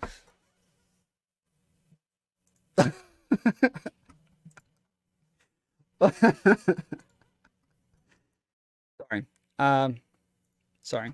Boss just DM'd me back, so okay. Tom, make this into a video? No, because I don't want to throw shade at everybody else, okay? I don't want to throw shade at everybody else. Frickin' Sprout, Wick, all of them, there's no reason for me to throw shade at them. There's no reason for me to make it seem like maybe they really did have a problem. Maybe they really were okay with it. No, there is no reason for me to start doing that. I have an issue with people like clearing everybody else and then throwing shade at me, when I feel like I am the last person that should be getting shade. Not that anybody else should be getting shade either. None of them should be getting shade. Nobody should be getting shade from this. It was just it's D&D. That's it. He took responsibility. That's the end of it. But people inferring that I know more than I let on, and then I make a big deal about it on the panel, that looks disgusting. I look like a freaking disgusting person right now if that's what people believe. I look like a freaking scumbag. Like I'm going onto a panel, perfectly okay with the scenario, and then blowing it up while I'm there. Yeah, I look really bad. You're the easiest scapegoat. Right. Yes, that's how I feel. Yes, I feel like everybody's looking at me like, well, we got the guy who's banned everywhere. We got like the edgelord guy who says some weird stuff here and there. Be pretty easy to just kind of turn a side eye at him now and be like, huh, maybe this guy's a little bit worse than he's letting on, right? That, yeah, I think I'm the easiest scapegoat. And that's why, again, when it happened, I start stressing out. I don't stress out over stuff easily. That doesn't happen. I don't start sweating easily. Okay? I've said that I've been shot at many times. I've been to prison. I have been in many fights. I have been in some of the most intense situations anyone could possibly imagine. I am 34 years old. I am not a child. Something like that does not get my heartbeat racing. Okay? Something like that does not make me tick. I just have a problem with it. I got a moral problem with it. So I tried to put a stop to it. That's it. That's the end of it for me. I didn't want to sit up there and grandstand and all that other crap. I just wanted to stop it. That was it. Yeah, sweating bullets. Hell yeah. That's it. And so I start thinking, oh crap, it's the tomfoolery guy in another freaking scenario now. In another weird scenario. So, one of the first things, because when we talked before the panel happened, when you said you had Sappho, I was like, holy shit, hypnotist Sappho? He was like, no, this is a friend. So I know who the fuck hypnotist Sappho is, because I've been down the entire like furry weirdo pipeline. I've like Beckett's been through it, but like before I even was in Twitch poll, I was in like a fucking I was always doing constant research on anything, and I used to watch like Turkey Tom and fucking Mr. Medica and all this other shit too. So like this is just like I knew of this person. I'm just not ballsy enough to go like and like fucking go speak to him. Oh fuck. Yeah, I mean it's one of those. I think it was a question of like what, and this is what I asked about Tom. Like, why did you end up in a conversation with Brittany after doing this? What was your thought process? Yeah, of Tom being got like, flagged. Wait. All right. So it all started. I went out to Brittany first because I thought Brittany was by herself. Then I found out she was streaming. We were talking, and I was like, oh fuck. And then like Brittany was like, oh, you did a panel on what? And I'm like, oh fuck. And then like she had the gripers like harass Tom. Then Tom got dragged in. Then they just took off and ran with it. God, it's like fucking layers of fucking terrible judgment on. Yeah. Like there was something that happened with Jason Society when Jason Society had a breakdown, and everyone was like, maybe you should turn the fucking stream off. And I'm just this is Nazi Barbie. As another thing, in the same way I said the minute that you why found would out I turn he was stream 16, people should have clicked the end stream button. Why would I turn the stream off though? Maybe when something like this happens, none of you should be doing the rounds immediately. Like just not like from an optics point of view, just for your own sanity and to anyone else watching, go to fucking bed. Go to bed, turn your phone off, and just go to sleep. Just be like, holy shit, I know it's gonna be tomorrow, but get some fucking rest. And have something to eat. Can I clarify something with that, Beckett? And hey, Beckett. Hey, good evening. How you doing? How's it going? I think we've met once before, right? I don't think we have. If we haven't, I haven't remembered. I apologize. I think and also, you're watching through this panel, and right off the bat, I have to apologize for it. It's fucking awful. So yeah, I'm not coming in here to be like, oh yeah, no, I'm defending those statements. This panel was so bad that I created an Odyssey account and moved off Twitch because clearly it's had an effect on me. I watched it back and I was in Chud's chat doing it, and I was like, kill me. This is the most cringe thing I've like. This is so bad that I was just like, nah. I need to reorientate back to kind of where I'd like my content to be, because clearly Twitch has had impacts on me. Yeah, no, but yeah, I'm happy to be inquisited upon. Okay, if you've got any thoughts. So there was a VC that I was in once with somebody where they jumped in. They had a British accent, and I told everybody to stop, and I was like, everybody stop real quick. I think the guy who's talking is British. And then you were like, F you, what the hell? I actually fucking remember that. Yeah, no, we have met before. Okay, good. Okay. So the reason that I kind of stopped this, and I got a little upset, at a certain point, you said, how much did Tomfoolery know? And the answers were not appeasing to me. I was a little Yeah, I was a little frustrated with the answers that they gave you. So I wanted to ask first, because I've seen stuff all over the place about me, about my involvement, like all sorts of crap, and which is why I started watching this in the first place, because I'm trying to figure out like where all of this is coming from. Where did the question, how much did Tomfoolery know, where did that come from? So I believe at some point, because I don't know much about your content, and this is again like terrible on my side. I'm usually not this bad. I think so. Straight up, the reason I got so frustrated and the reason I've moved to Odyssey is I'm a pretty blunt speaker, and having to watch what I say so much on Twitch has driven me to a point where I clearly was frustrated in trying to ask questions to D&D, and trying to talk around issues. When it came up to other people and things, I know you spoke to Sappho after the panel. Somebody said to me that you actually got removed from Twitch for previously discussing topics like this. Yes. And because I was in such a I can't remember whether somebody else brought up the question or it was an implication. I honestly don't remember. But I think from my perspective, it was when D&D said to me, well, I had no idea Sappho was going to do this. I didn't know that Zine was their partner. I didn't know all these things. And I was like, well, you should, because you're doing a research video into the fucking topic. I was like, okay, well, Tom got a hold of Sappho. Tom's talked about this stuff previously. Would Tom have been aware? Because I don't know enough of your history, and I think the way I may have framed that question could have been irresponsible. So, yeah, that's fine.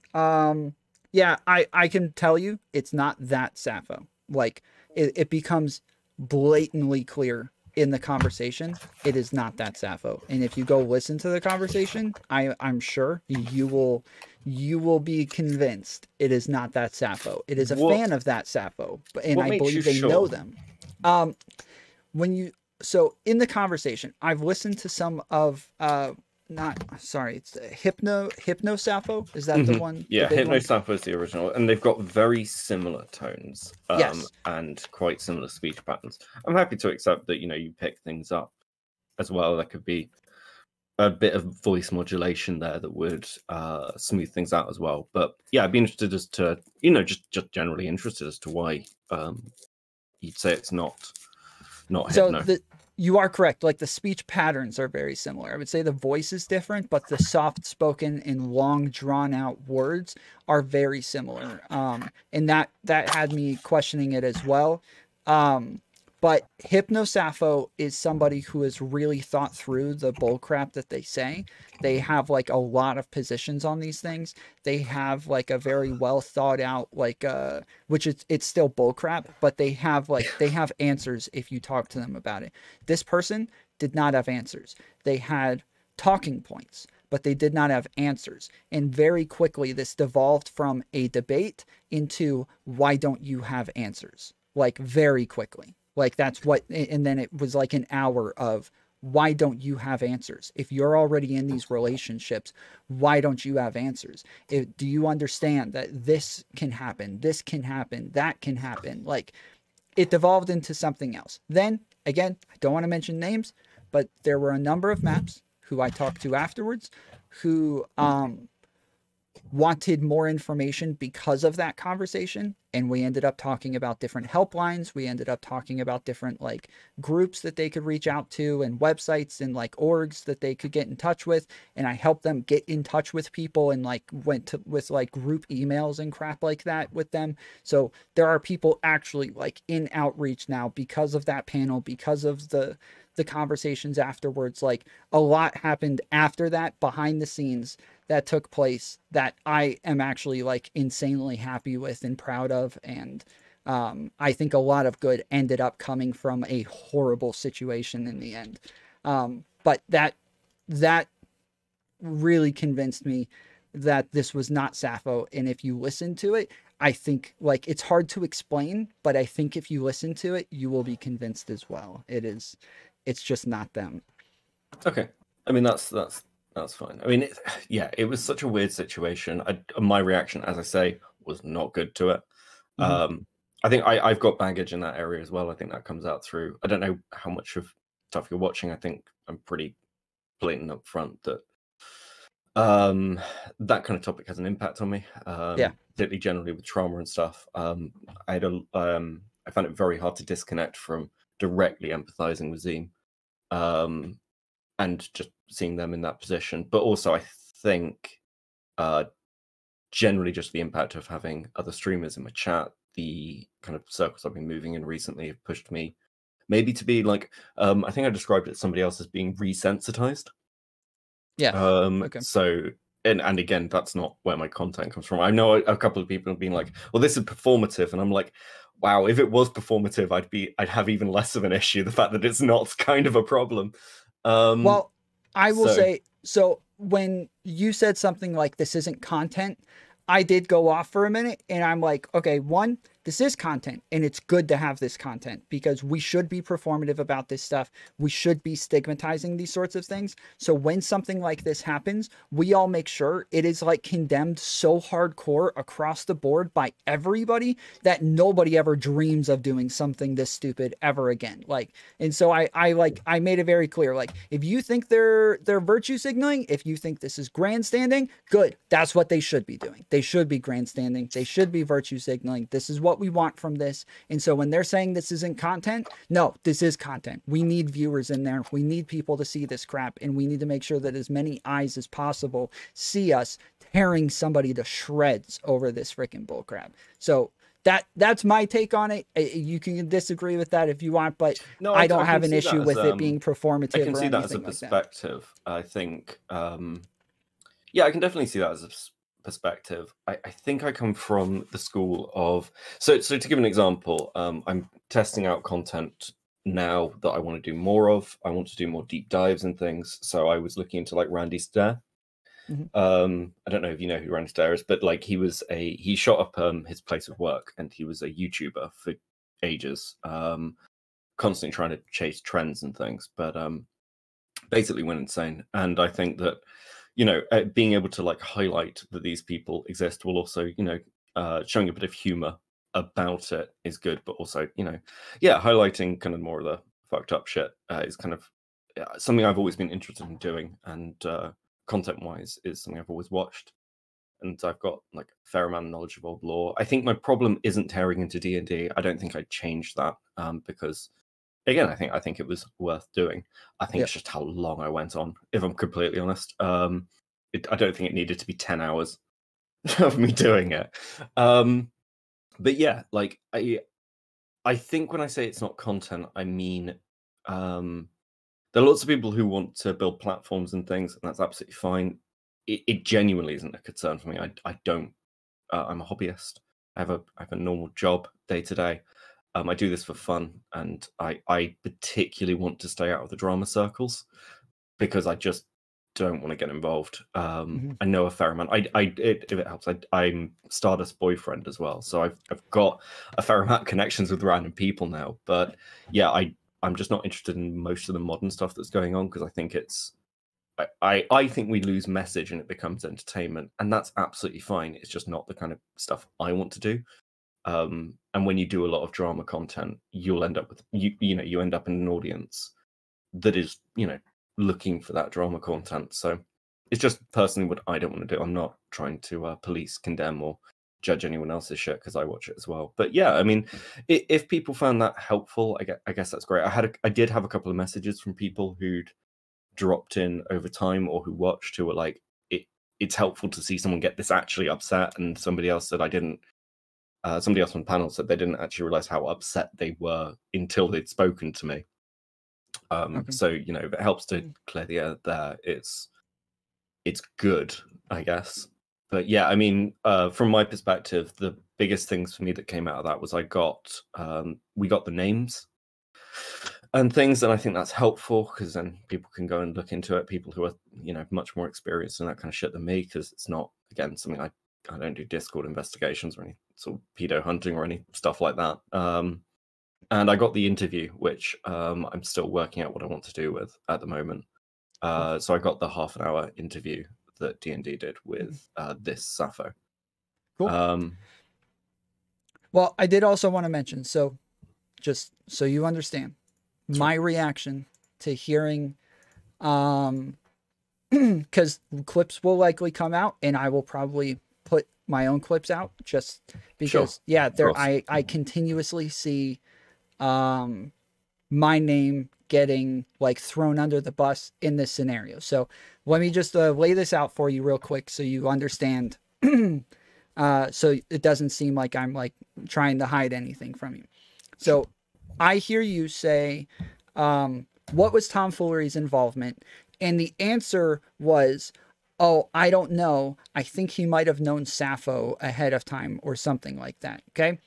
So I start going off. I'm like, yo, I stopped the panel. I'm the only person who stopped the panel. I'm the only person who stopped it and said, I don't want to do this with a 16-year-old. And then everybody else had a problem with it. Nobody had a problem until I stopped it, but they were all able to have a problem once I made it a problem. And then they all had a problem with it. So it seems weird that everybody heard the same thing as I did. They were all on the same panel. Everybody heard him say he was 16. And I'm the only person who had enough of a problem with it to stop everything and say, I don't want to do this.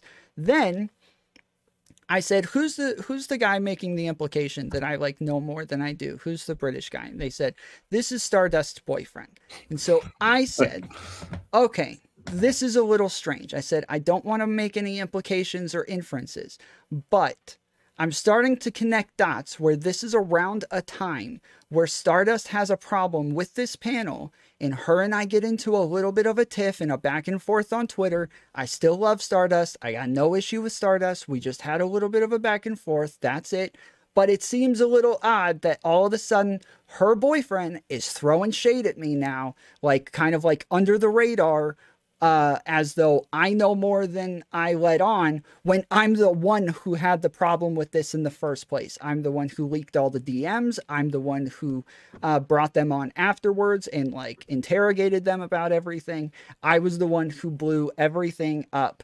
And then I'm also the one who keeps getting thrown under the bus for this, as though I like knew more than I was letting on, and I was okay with all of this. And I was like, there's people saying that I was like on the pro pedo side and debating pro map side and stuff like that. So there's just like more and more, it seems like the evidence of like me being the one who has the problem, me being the one to stop everything, that just isn't being considered with what all of like the implications are that I keep hearing from around town now. And so this is getting a little frustrating for me. So if I threw some like unnecessary I think implications your way, I apologize. Let me throw like a couple of things out. So just quickly, so for people who know, because obviously I date Stardust, so people assume I have a bias. I do have a bias. When it comes to people who interact with Star, however, that bias doesn't really come through. I've done like a 6-hour stream with Viv. I've done streams with Polly, who when they did not get on, I mean, they still had their rough patches. We kind of keep a distance of, she has her people interact with, I have mine. We don't share each other's beefs. It's not worth it. When I moderated a panel between Polly and Will, and one of the people who ripped into my moderation was Stardust. So we do keep those things separate. Okay. So yeah, I can see how that assumption would come through. Like this is again totally on me. I don't mind shade being thrown at me for shit like this if these aren't actual mistakes. So it'd be fucking ridiculous for me to be like, no, I'm gonna double down. I fucking hate when people do that. It's obviously shit on my part. I will say there were a couple of things just while I'm having the conversation I remember. So I think part of the reason, and again, rage blind, that I formed some of these impressions was it was like when you were on Chud, I can't remember if this is what you said, but this is what I remember you saying, was you started sweating, you were really worried about it, and then you were thinking about the time you'd put in making the content that you've got coming up and how it could undermine that. And then that was my impression. I was like, is that really the first thing I'd be worried about? But again, yeah, well, you know, if you're a content creator, yeah, like it can have that impression. Yeah, I literally just finished like talking about that right before you got pulled on. Like I'm 34. I've been to prison. I've had like I've had heroin addictions. I've shot at people. I've been shot at. Like, I've had an insane amount of stories and like high adrenaline, high stakes scenarios in my life.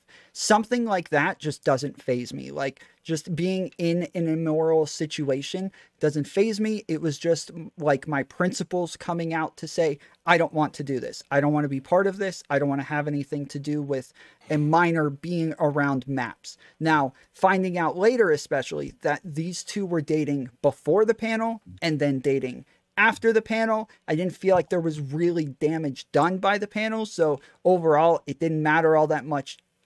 Afterwards, it was more so the implication that this could be okay, that this could be an okay thing to do in the future. That's what upset me. That's what I was upset about. But that's not going to make me start sweating and like make my heartbeat race or my heart race and like all of that. That's not going to do that much to me.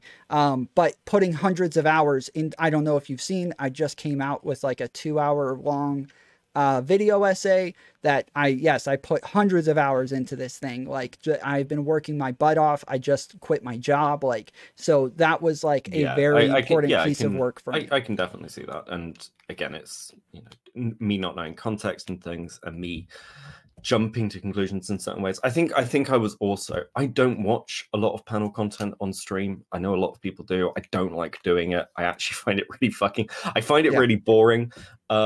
I think because of the topic area when we were talking, when you were talking about moralizing stuff, and like you went for a very Socratean approach of just going why, which is fine. I think I possibly had a bit of bad reaction to that just because I've had to deal with that kind of like philosophical question, like just the baseline question when we're talking about morals and things, where people go, well, why is that bad? Because it's not just enough to go, it's bad. We need, you know, like, can we structure reasons? I think because I have a bias against people doing that because they when I said that they were pearl clutching. Yeah, and stuff like that. And I think I think remembering back, you were bringing up points that other people in the panel, like Sprout and Wick, had addressed and saying they hadn't addressed them. And I think I was mixing in, again, I was over emotional, so it was crap to do. I mean, you may see it later if you watch through my panel coverage. Again, it's crap, but I've left the stream up because I think that's fair enough. I know people are going to have criticisms, but yeah, I mean, I can only apologize for being incredibly fucking soy and making assertions towards people. So I don't, you know, I think if I appreciate the apology if it's like, well, you've thrown shade at me, but I'd say that's, you know, pretty understandable if you have, to be honest. I'm not going to be mad about it. I think that's a pretty reasonable thing to do because you obviously have to defend yourself as well. I'm not going to be mad at you for doing that. That's and I believe what you're saying. I don't have any issue with anything you're saying here. I did so, and I explained this to Wick as well. He did start to like try to like lecture me on rhetoric, and I just let him do that because I literally like am a rhetorician for a living, so it was just kind of obnoxious. But like that was part of my issue with. So when I was calling them out for pearl clutching, my issue was that these maps would give this long like detailed answer, and then their response would be, but they can't consent. And that was it. And they would just stop there and then wait for the maps to respond again. So I'm getting frustrated because I had heard it 2 or 3 times now. And so I'm getting frustrated thinking, guys, their answer already says they don't believe that. They're already way past thinking that kids can't consent. They are way far past that. That is not a response to them. You can say that at the beginning and then go into detail to explain why, or to like give like a further detailed argument on it. But I wasn't getting that as much. And it was specifically just Wick and Sprout. I felt like Elder Drazi was doing perfectly fine. I thought he did really well. But yeah, I felt like just the answer by itself, but they can't consent, was not good enough. And that was what was kind of frustrating me. I can definitely see that perspective, and it's interesting you put it in that light because, so obviously, like I have a background studying sort of things like the far right and stuff, but I see a lot of panel debates, against people on the far right, where people do this. They kind of argue for women's rights, and they bring up the sort of standard feminist arguments, and it's not really touching. It's slogans. Yeah, it doesn't really hit because those arguments have already been dismissed, or the person you're arguing against already knows ways to either circumnavigate that conversational point or pivot. I will say this: I think both Sprout actually in particular, but Wick did really well, but Sprout in particular is like really good at pivoting points. So like I think everyone on the sort of anti side was really strong. I thought we did really well. It was more so I was really excited about the opportunity. Like, I've never debated an actual map before. So I was really excited about the opportunity to be able to do this and to have the conversation. And that's when I start, like, I'm thinking, like, damn, guys, like, we can actually, like, get into deep stuff here. We can actually get, like, farther down the road. Not, like, as deep as as a panel can possibly go. Like, not very deep, but we can actually, like, get into some, like, real crap here and actually understand their points and then explain why they're wrong.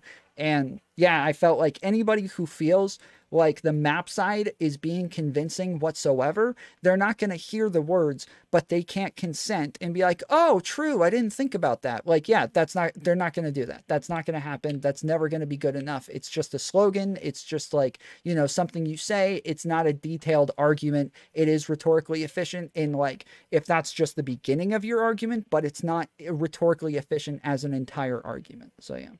Yeah, sure. Yeah, I can appreciate all that. And well, I mean, baseline is I can only apologize again. But I'm glad that I'm glad you gave me the opportunity to actually come on and kind of talk to you and be like, yeah, no, I just fucked up. I think that's at least helpful. So I do appreciate that. On my side, I should have reached out to you. Well, I appreciate you coming on and talking to me about it. It sounds like you and me talk about a lot of the same stuff. Like, I used to be far right. I used to, like, was one of the reasons I continued content creation is, like, I enjoy, like, the idea of de-radicalization, not just from the far right, but from the far left as well. Like, I really dig into, like, things like rape and incest and pedophilia and all of these things. I like, the point of my show is to dig into things that other people just won't talk about. So yeah, I'm happy to meet you, and if there's ever anything that you want to get into in the future, sure. Like, I'm always trying to pick at old things, and it's like I want to do like a video on, say, like Teal Deer, for example, because of this impression that the rights had no sort of like intellectuals. But you look at people even who are a bit ridiculous, like JF. But like I always tend to look at people like Teal Deer, who did a lot of the like academic deep diving into kind of medical papers, studies, stuff like that, and you can kind of see kind of where the community was 7 years ago, which I think is really enlightening. And again, no one really talks about it. I had my stream on Monday.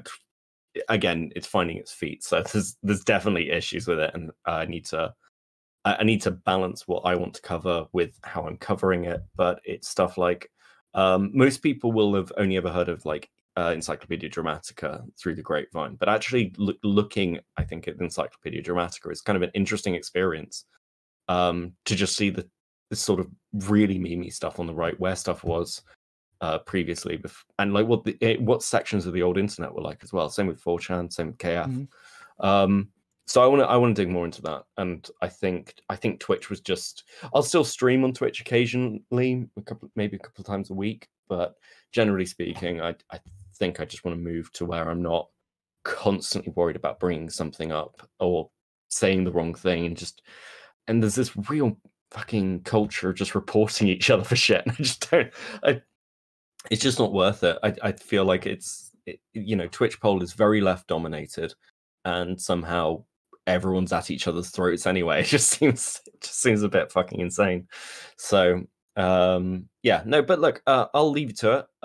If you do have anything else, let me know. I'm sure your chat and community are going to have, even after this, criticisms for me. That is absolutely fine. I'll wear those.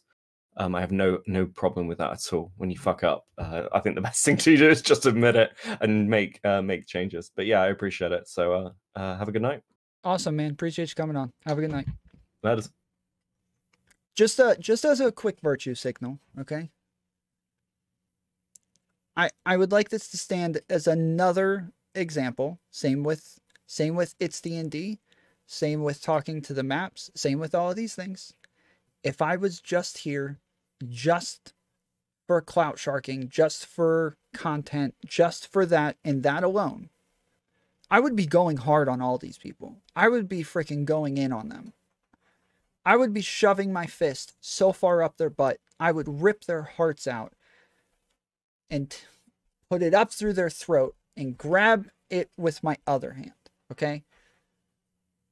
But like, even when they're like admitting that they're wrong, right? I could just go in. Well, how dare you? Do you not know what you're doing? Do you not know? You know, I could do all this freaking crap. I don't do this. I don't do it. I'm fair with people. I am charitable with people. So when all these other guys are saying that I'm clout sharking, or that I'm just like a DJ Mule kind of guy or something like that, I want to say I have an immaculate track record of having the opportunities to make some amazing content by ripping into people who would be easy targets, and I don't do it. Okay? I would just like to get that virtue signal out there real quick, because yeah, if Xander Hall is going to keep going off saying that I'm just a clout shark and I'm just another DJ Mule and stuff like that, then I'm gonna continuously point out the examples where that's not the case, where that is obviously not the case, where I could be doing these things. And there's a million examples of it. There's a million. I had a conversation with a freaking map where I could have gone in on them the entire time. Do you know how disgusting you are? Do you know this is little did you know that they can't consent? Like I could have done all this stuff every time. I don't do it. I am more interested in the truth of the matter, and he could have done it to me too. All of the people on this panel, they could have gone much harder on me. They could have started bringing up like, well, do you know what he got banned from Twitch for? Do you guys know? Do you know what he said? Like, yeah, they could have done the same thing to me. Just to throw that out there. So yeah, just a little virtue signaling real quick. Just gonna, again, in my video, I'm not condemning Vosh too much. Like, for the most part, in my video, I'm making the case that he just doesn't know. That's my position. That's still my position. I still believe he just doesn't know. I don't have to stand on my soapbox about Vosh or any of them either. Like, I have no reason to believe that they know anything other than what they're saying. So no reason to connect dots unnecessarily. It's a tough balance, Tom. On one hand, you want to change the behavior to keep children safe. However, on the other hand, there is a high probability that they have that they have harmed children already. Yes. And so when in my conversation with the maps, there's a couple of main things that I want to cover, and this is normally in most conversations. So one, I want to have the conversation responsibly. Like, that's always like my main thing. I want it to be done responsibly. Lots of people will say having the conversation at all means you're already not doing it responsibly. I obviously disagree with that. So we can move on past that. I want to have the conversation responsibly. Two, I want people to have those arguments.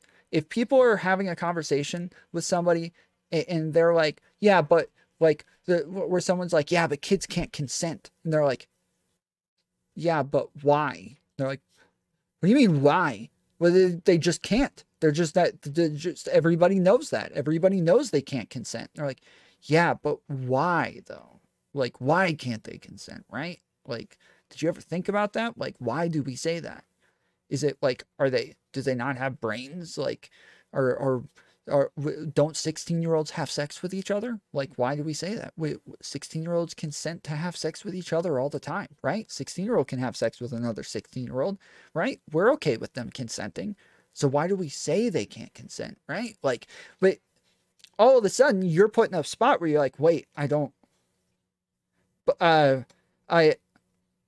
kids can't consent. Like, that's not good enough. It's not good enough anymore. I want to give people the actual arguments. I want to give them the actual understanding of why they can't consent. I want them to have like a full-fledged understanding of why we say that, where that comes from, what it is we're trying to avoid.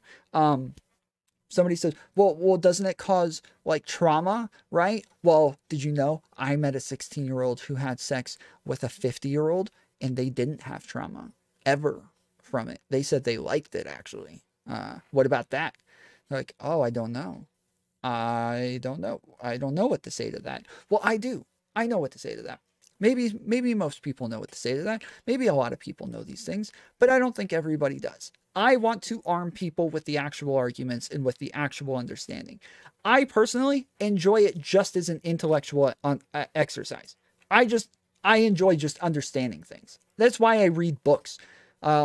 That's why I watch documentaries. That's why I watch other streamers and other debates. I just enjoy the intellectual exercise. I enjoy improving myself.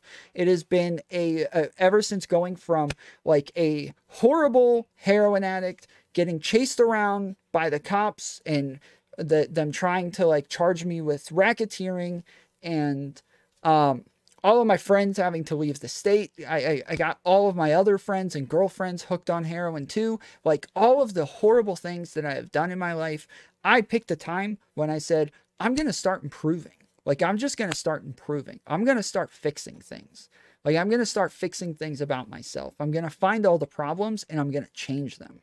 And I just like doing that now. That's just something that I enjoy. It's something that I enjoy and I do naturally now, is I find problems and I fix them. And it's something that I've said for a very long time on this show, is if there's anything that people should take from the show, is that if there's anything that I like, if I could choose one thing to pass on to people, it would be that you should always, your entire life, when you are 99 years old, you should always have one thing in your head that you know is a fault of yours. There should be one flaw of yours that you should always have in your head. Always find one. Always find one. Always find a flaw in yourself and work on it and fix it. And when you feel like you fixed it, or you feel like you got it good enough, you've changed your reactions to it, you've changed like the things that you automatically think and the things that you automatically do when that other thing happens, once you've changed that behavior, pick another one and fix that too. And just keep doing it. Just keep doing it and keep doing it and keep doing it. When other people point out flaws of yours, don't get so defensive. Don't freak out. Don't find a reason for them to be wrong. Find a reason for them to be right. And then fix it. That is like, that if I could pick one thing to take away from this stream or from my show, if there's one thing that I could leave people with, it's that you should always be improving. Always fix yourself. Always find something wrong. And that's why I enjoy this stuff. That's why I do it. And so I will even have a conversation with somebody that I know is molesting a child. I will even talk to that person. I will talk to somebody that I know is raping somebody. I know they did it right before we talked. I know they're going to do it right again afterwards. And I'm going to have a conversation with them about it.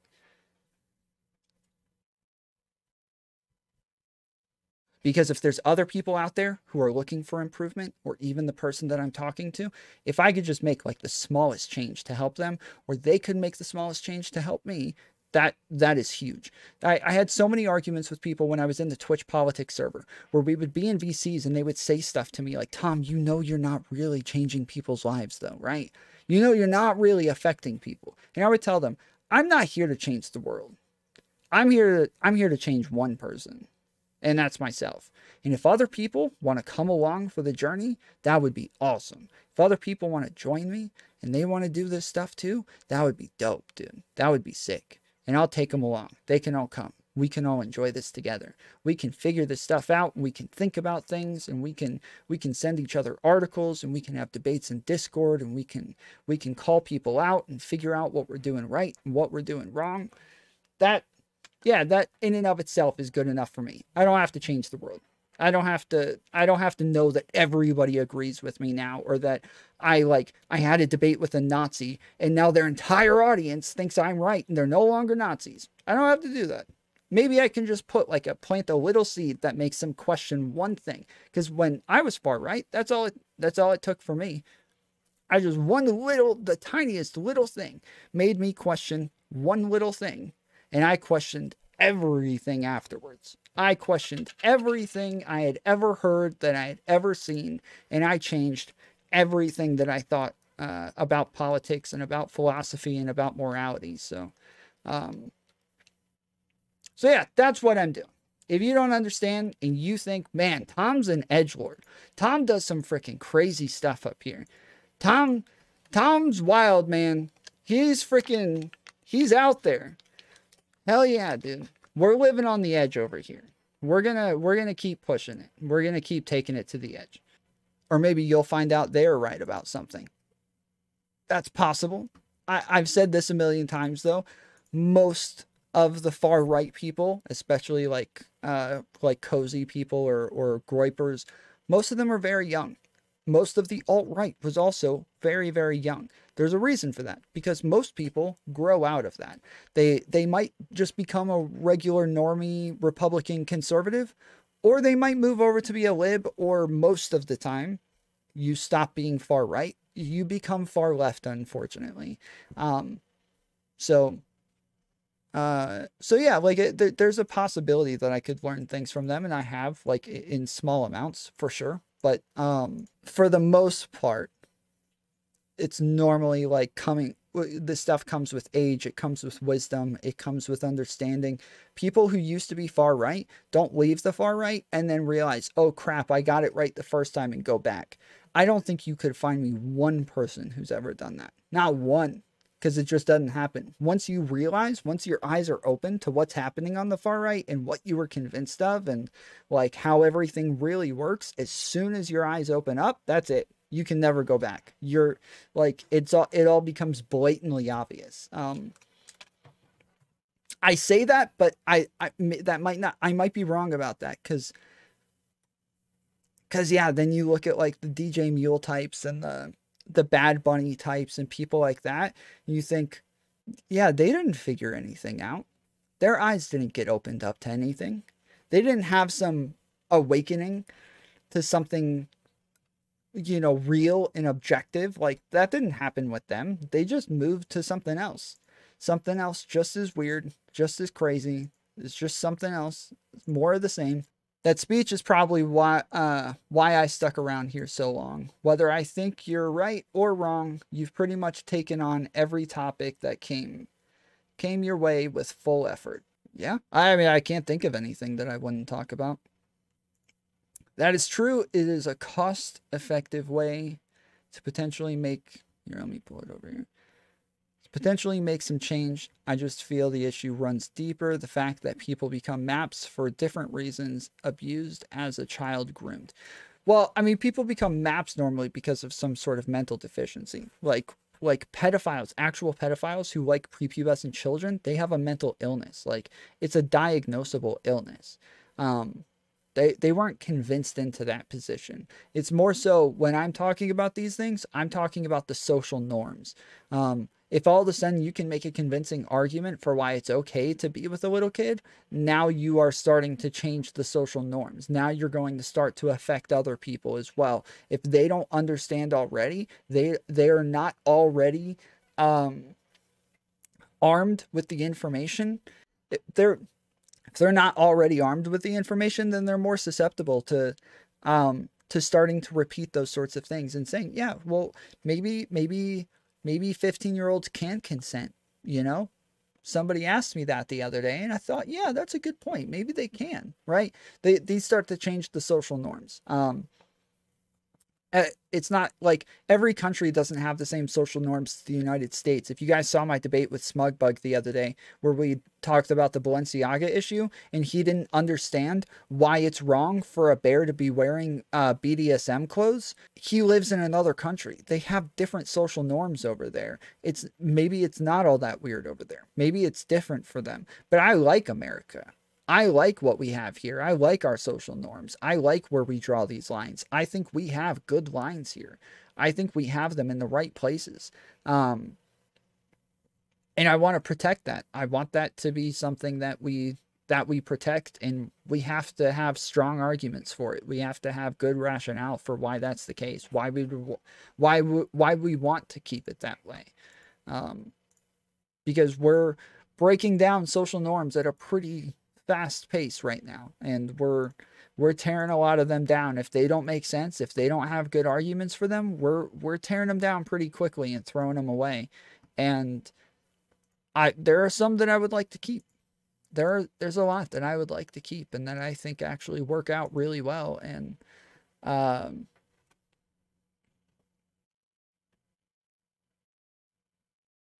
so for anybody wondering, this game is Factorio.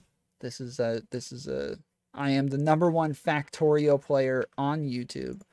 The #1 political streamer, the #1 Factorio player. That's just a thing that I say.